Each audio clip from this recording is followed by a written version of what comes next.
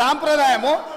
ఈరోజు నేను మళ్ళీ అడుగుతున్నా అధ్యక్ష, ఈరోజు మేడిగడ్డ మేడి పండులాక కుంగిపోతే మేడిగడ్డల నీళ్లు నింపడానికి అవకాశం ఉందా అధ్యక్ష?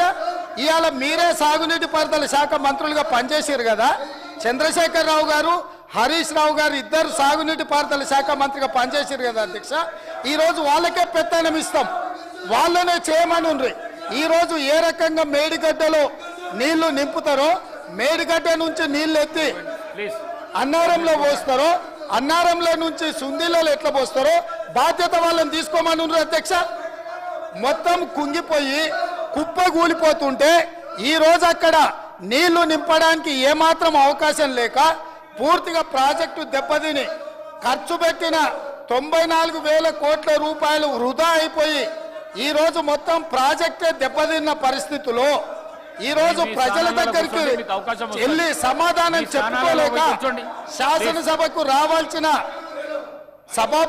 ఉపనాయకుడు ఇక్కడ సభలోకి రాకుండా పారిపోయి ఈరోజు చర్చ చేద్దామంటే రాకుండా ముఖ్యమంత్రి గారిని పట్టుకొని ఇట్లా మాట్లాడొచ్చా అధ్యక్ష?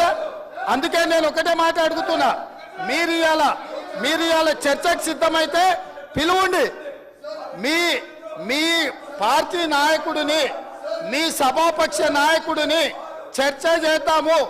రేపు సాయంత్రం వరకైనా కాళేశ్వరం ప్రాజెక్టు మీద, గోదావరి జలాల మీద ఈ ప్రభుత్వం చర్చ చేయడానికి సిద్ధంగా ఉంది.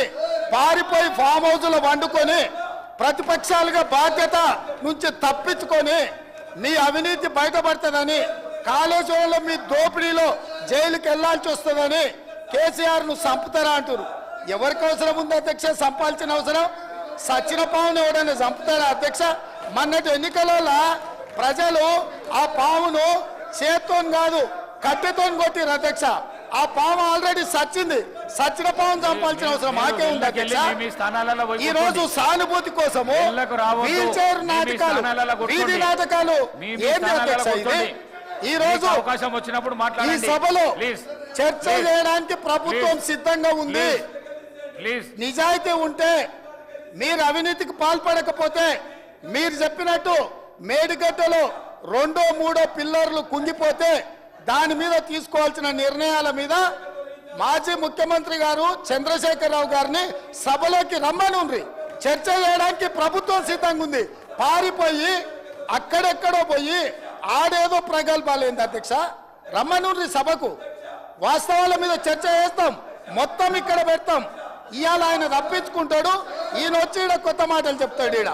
కాబట్టి అధ్యక్ష, దీని మీద ఇప్పుడు జరుగుతున్న చర్చ దేని మీద జరుగుతుందో ఆ విషయం మీద చర్చించమని ఉంది. ఎట్లాగూ సాగునీటి ప్రాజెక్టుల మీద శ్వేతపత్రం పెట్టడానికి మా ప్రభుత్వం సిద్ధంగా ఉంది. మీరు ఏమేమి విషయాలు ఉన్నాయో, ఏమేమి చర్చ చేయదలుచుకుందో మొత్తానికి మొత్తం శ్వేతపత్రం సందర్భంగా